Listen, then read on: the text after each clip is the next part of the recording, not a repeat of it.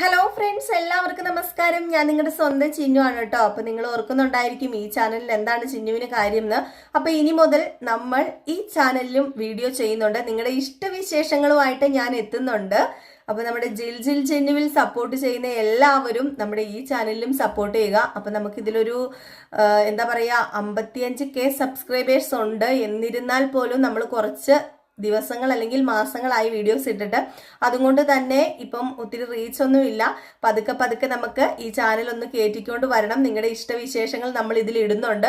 അപ്പം നിങ്ങൾക്ക് ഏതെങ്കിലും വിശേഷങ്ങൾ കാണാൻ താല്പര്യമുണ്ടെങ്കിൽ നിങ്ങൾ പറയുകയാണെങ്കിൽ നമ്മൾ ഇതിലൂടെ ഇടുന്നതായിരിക്കും.